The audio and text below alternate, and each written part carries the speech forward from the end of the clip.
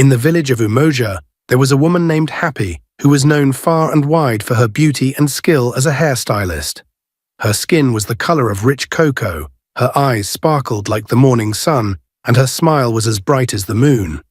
But what set Happy apart was her talent. She was the best hairstylist in the village, and everyone knew it. Women from all over would come to her saloon, eager to have their hair touched by her magical hands. Happy's saloon was a small clay-walled building at the edge of the village market. It was simple but welcoming, with a thatched roof and a wooden door that creaked softly when opened. Inside, the walls were painted with colorful patterns, and the floor was always swept clean. But there was one thing about Happy's saloon that was different from any other. There were no mirrors. When Happy first opened her saloon, people found this strange. They complained that they couldn't see their new hairstyles as Happy worked. "How will I know if I look good?" they would ask, frowning as they looked around the saloon. Happy would just smile and say, "You will feel it, and that's all that matters." At first, many women were unhappy about this. They wanted to see themselves in the mirror, to admire Happy's work as she braided, twisted, and styled their hair. But no matter how much they complained, Happy never allowed a mirror inside her saloon. "You do not need a mirror to see your beauty," she would say softly. "Beauty is not what you see. It is what you feel inside." Despite the lack of mirrors, Happy's skill was undeniable. Her hands moved with such grace and precision that each hairstyle she created was a work of art. Women would leave her saloon feeling more beautiful than they ever had. Their heads held high, their steps lighter. Word of Happy's talent spread quickly, and soon women were lining up outside her saloon from dawn until dusk, waiting for their turn.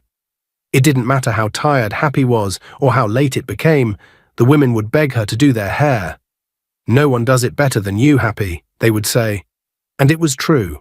Happy had a gift, and everyone wanted to experience it. But Happy was more than just a talented hairstylist. She was also a mystery. No one in the village knew where she came from, and she never spoke of her family. She had appeared in Umoja one day, out of nowhere, and had quickly become the most beloved figure in the village. She was always the first to open her saloon and the last to leave, working long hours with a smile on her face. The women of Umoja adored Happy, but their adoration soon turned to envy. They envied her beauty, her talent, and the way everyone flocked to her. This was especially true for the other hairstylists in the village who began to lose customers to Happy. They watched in frustration as their once busy saloons became empty, while Happy's saloon was always full. "How can one woman be so perfect?" they would whisper among themselves. "She's beautiful, talented, and everyone loves her. It's not fair."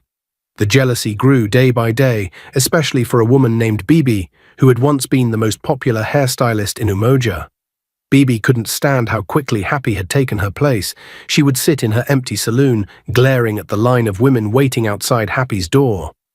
"Who does she think she is?" Bibi would mutter under her breath. "Just because she's beautiful, she thinks she can take over this village." But it wasn't just Bibi who was jealous. Many of the other hairstylists felt the same way. They began to gossip about Happy, spreading rumors about her.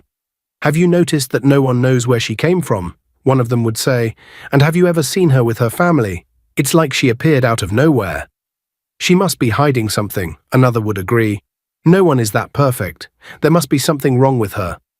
As the rumors spread, people in the village started to look at Happy differently. They still came to her saloon because no one could style hair like she could, but there was a new wariness in their eyes.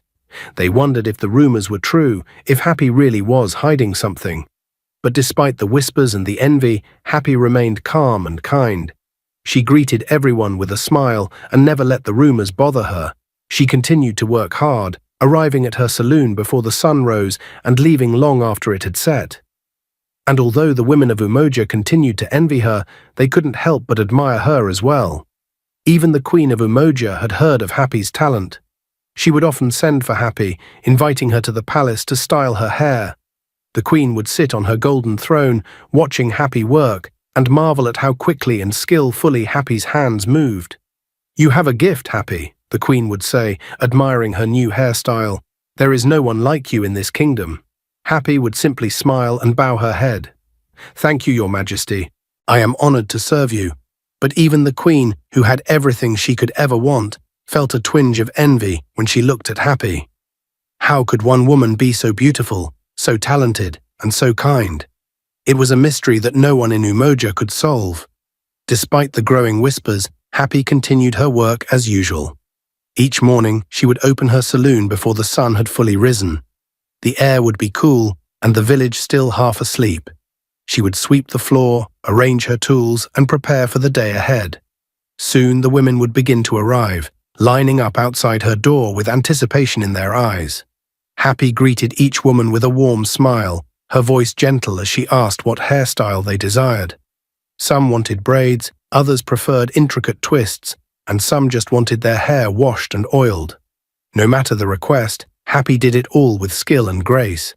Her hands moved like they were weaving magic into each strand of hair. But as the days passed, Happy began to notice a change. Some of the women who came to her saloon seemed uneasy. They avoided meeting her eyes and whispered among themselves as they waited for their turn. When Happy asked them what was wrong, they would shake their heads and smile, but the unease in their eyes never went away. One day, as the sun was beginning to set and the sky turned a soft shade of pink, Happy was about to close her saloon when she heard the sound of horses approaching. She looked up to see a royal carriage stopping in front of her door. The villagers who were still around gasped in surprise and quickly made way as the queen herself stepped out, her royal robes flowing behind her. The Queen of Umoja was a powerful and elegant woman, known for her strictness and love for all things beautiful. She had always admired Happy's work and often invited her to the palace to style her hair. But today, instead of summoning Happy to the palace, the queen had come to her saloon. Happy quickly opened the door wide and bowed deeply. "Your Majesty," she greeted with respect. "It is an honor to have you here." The queen smiled, but there was a sharpness in her eyes that made Happy uneasy. "I have decided to come to you today, Happy," the queen said. "I have a special event tonight, and I want my hair to look perfect. Only you can do it." Happy nodded, still bowing. "Of course, Your Majesty. Please, have a seat." The queen entered the saloon, looking around at the simple decorations and the lack of mirrors. She had noticed before that Happy's saloon had no mirrors, but today it seemed to bother her more than usual. She sat down in the chair, and Happy began to work on her hair, her hands moving quickly and skillfully. For a while the queen said nothing, but her eyes kept darting around the room. Finally she couldn't hold back her curiosity. "Happy," the queen began, "I have always wondered, why do you not have any mirrors in your saloon? How can my subjects see the beauty you create without a mirror?" Happy paused for a moment, her hands stilling in the queen's hair. She took a deep breath before answering. "Your Majesty, I believe that true beauty comes from within. When people see themselves in a mirror, they may focus too much on what they see on the outside. But when they leave my saloon, I want them to feel beautiful in their hearts. That is why I do not use mirrors." The queen frowned slightly. "That is an interesting thought, Happy, but I am not just any woman. I am the queen, and I wish to see what you are doing. Bring me a mirror." Happy's heart began to race, but she kept her voice calm. "Your Majesty, I must respectfully decline. I do not have any mirrors here, and even if I did, I would not use them." The queen's eyes narrowed. "Are you refusing me, Happy? I am your queen, and I command you to obey." Happy took another deep breath and met the queen's gaze. "Your Majesty, I serve you with all my heart, but I cannot break my own rule, not even for you." The queen's face hardened with anger. "How dare you defy me?" she snapped. "I could have you punished for this insolence. Do you not know who I am?" Happy remained calm, though her heart was pounding. "I do know who you are, Your Majesty, and I respect you deeply. But this is something I cannot do, even if it were my own mother asking. I cannot allow a mirror in my saloon." For a moment, there was silence in the room. The queen stared at Happy, her anger clear in her eyes. The air was thick with tension, and Happy could feel the weight of the queen's gaze bearing down on her. But she did not waver. Finally, the queen stood up from the chair, her movements sharp and angry. "You will regret this, Happy," she said coldly. "I do not take disobedience lightly, especially from someone like you." Happy bowed her head. "I am sorry to have upset you, Your Majesty." The queen said nothing more. She turned on her heel and stormed out of the saloon, her royal robe sweeping behind her. The villagers who had gathered outside watched in stunned silence as the queen climbed back into her carriage and left without another word. As the carriage disappeared down the road, the villagers began to murmur among themselves. No one had ever seen the queen so angry before, and they all wondered what would happen to Happy. From that day, the queen's anger toward Happy grew stronger. She couldn't understand how someone as unimportant as a hairstylist could dare to disobey her. The more the queen thought about what had happened, the more upset she became. Every time she looked in the mirror, she remembered Happy's refusal, and it only made her angrier. The queen started to speak badly about Happy whenever she was with the women in the palace. She complained about how disrespectful Happy had been and how strange it was that her saloon had no mirrors. The women, wanting to stay on the queen's good side, agreed with her and began to avoid Happy. They didn't want to be connected to someone who had offended the queen, but the queen didn't stop at just talking.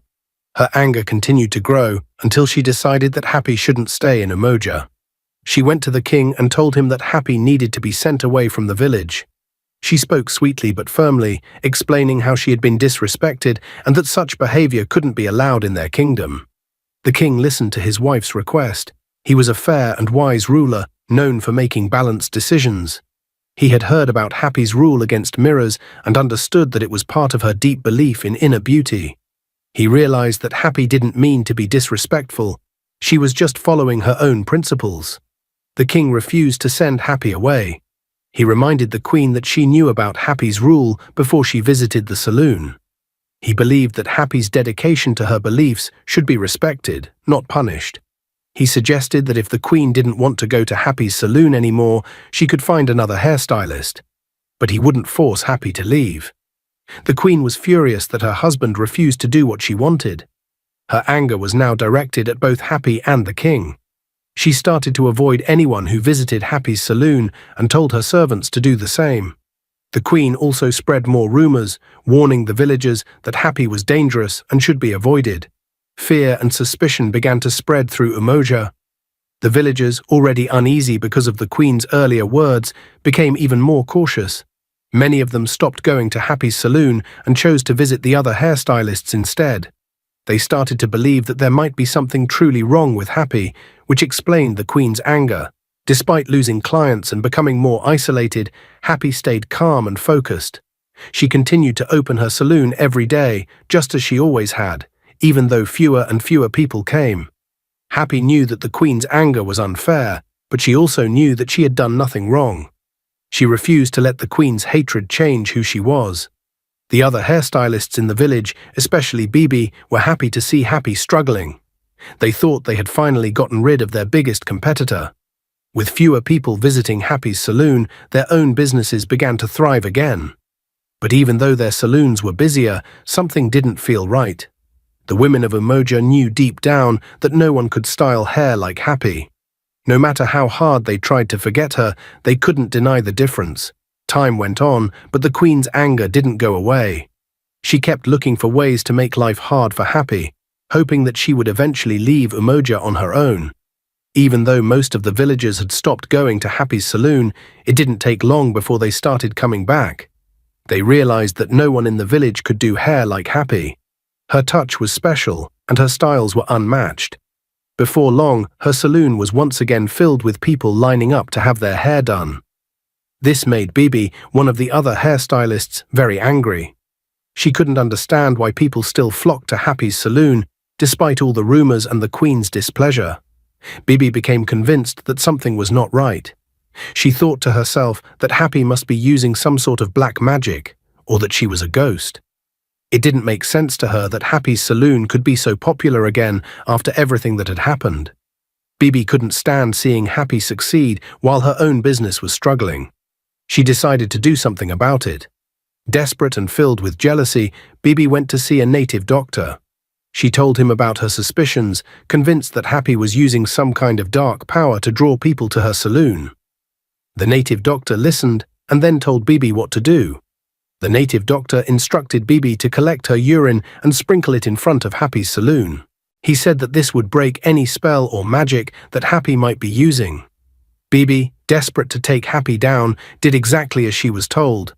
Late at night, when no one was around, she peed into a container and quietly went to Happy's saloon. She sprinkled the urine at the entrance, hoping that this would drive people away from Happy's shop once and for all.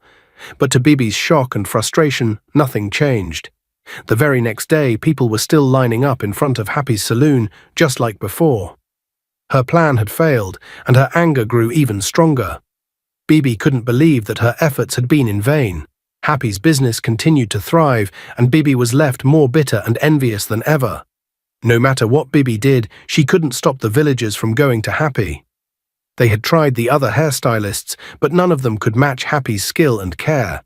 The prince had just returned to the village after finishing his studies abroad. The king was very proud of his son and decided to throw a big celebration in his honor. He invited a few villagers he liked to join the party, and among them was Happy. The queen was not pleased to see Happy invited, but she kept her feelings hidden since it was a time of celebration. During the party, the prince noticed Happy. There was something about her that caught his eye immediately. He was drawn to her beauty and the way she carried herself. After the celebration, the prince couldn't stop thinking about her. He decided to talk to his father, the king, about his feelings. The prince told his father that he liked Happy and wanted to get to know her better. The king listened and told his son that he also admired Happy. He spoke about how hard-working she was and how she had managed to become the best hairstylist in the village despite the challenges she faced. But the king also pointed out two things that were unusual about Happy. First, nobody knew where she came from or anything about her family. Second, Happy did not allow anyone to use mirrors in her saloon. And lastly, the queen, the prince's mother, didn't like Happy at all. In fact, she hated her. The prince, however, was not concerned about his mother's feelings. He was determined to pursue Happy regardless. The king, seeing how serious his son was, gave him some advice. He told the prince not to tell the queen about his interest in Happy just yet. He suggested that the prince take some time to get to know Happy first before making any decisions. The next day, the prince visited Happy's saloon. He didn't make it obvious that he was interested in her, but over time he kept visiting and they began to spend more time together. Slowly, a bond started to grow between them. The prince and Happy began to fall in love, though they were careful to keep their feelings private. Some villagers noticed that the prince was spending a lot of time with Happy, but they didn't dare to talk about it openly. After all, he was their prince, and it wasn't their place to question his choices. However, Bibi, who had always been jealous of Happy, couldn't keep this to herself. She went straight to the queen and told her what she had noticed. When the queen heard that her son, the prince, was interested in Happy, she was furious. The idea that the prince might be falling in love with someone she despised was more than she could bear.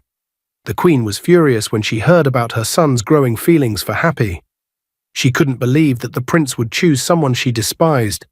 Without wasting time, the queen called her son and warned him to stay away from Happy. She told him that Happy was not the right choice for him, and that he needed to find someone more suitable. The queen reminded him of the strange things about Happy, how no one knew her family, and how she didn't allow mirrors in her saloon. But the prince stood his ground. He told his mother that he loved Happy and that nothing she said would change his mind.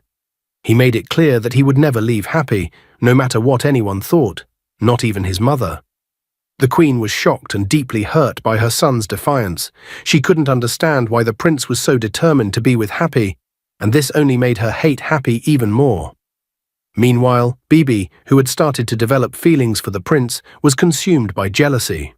She couldn't understand how Happy seemed to have everything she had always wanted: a successful business, the admiration of the villagers, and now the love of the prince. It didn't seem fair to Bibi that Happy, who already had so much, would also win the heart of the prince. Desperate to change her fate, Bibi decided to visit the native doctor again. This time, she wanted something much more powerful. She wanted the native doctor to make the prince hate Happy and fall in love with her instead.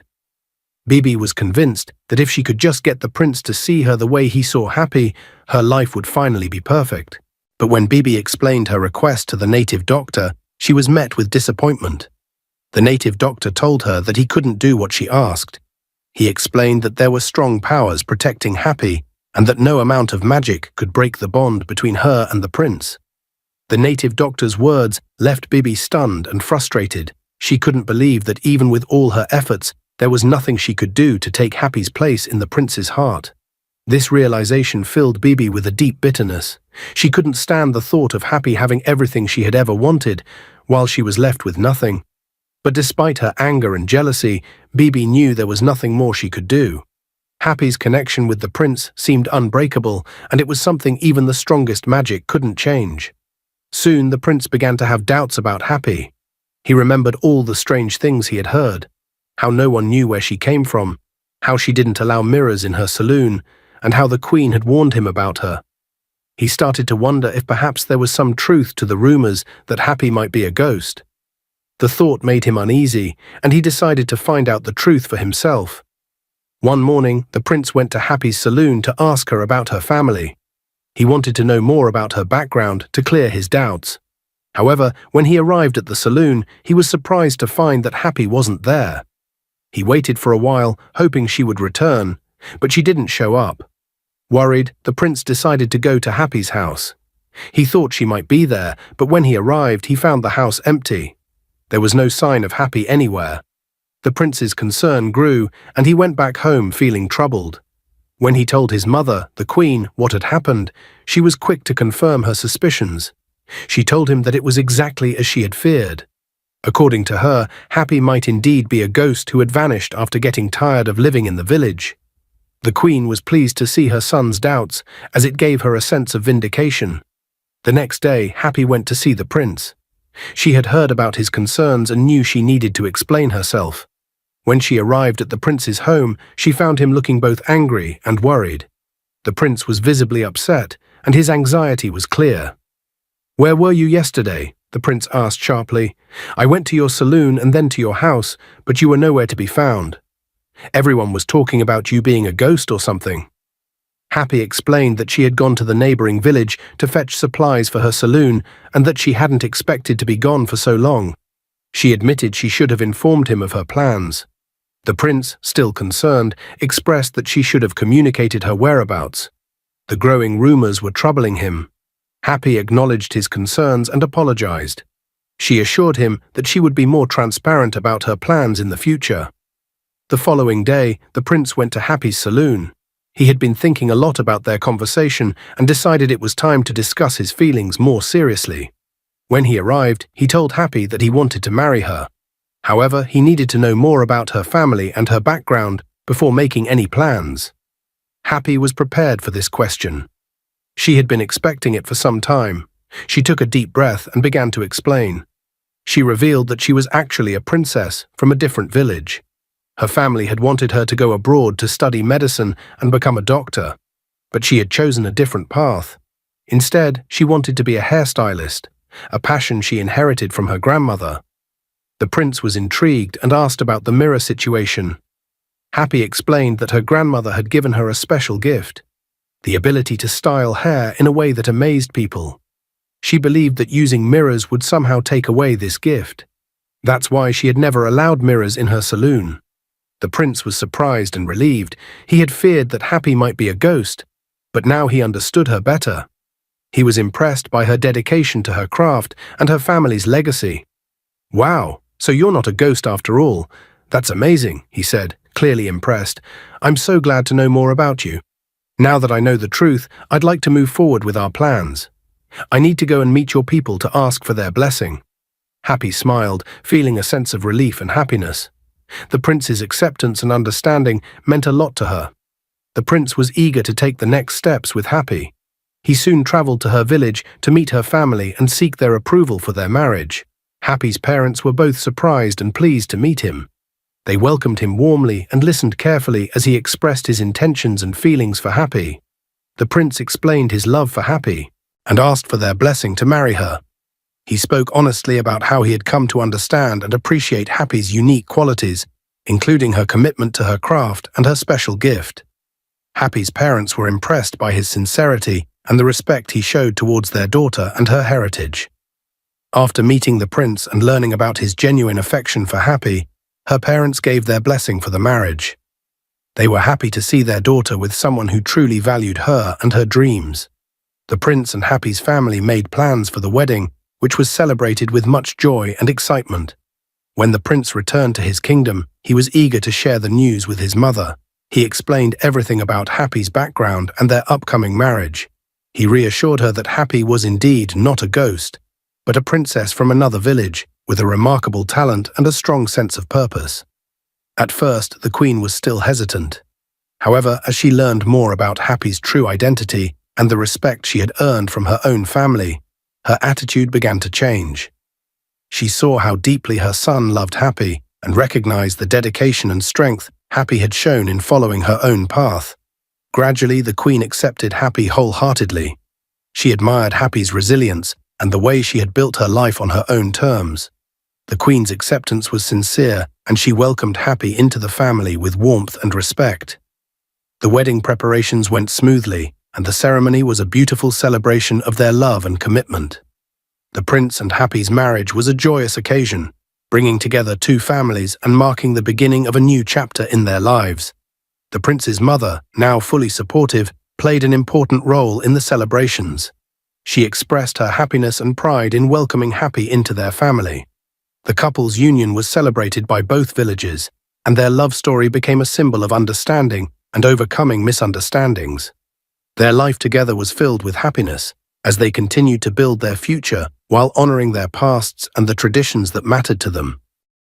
Dear viewers, what lessons did you take away from this dramatic tale? We'd love to hear your thoughts in the comments below.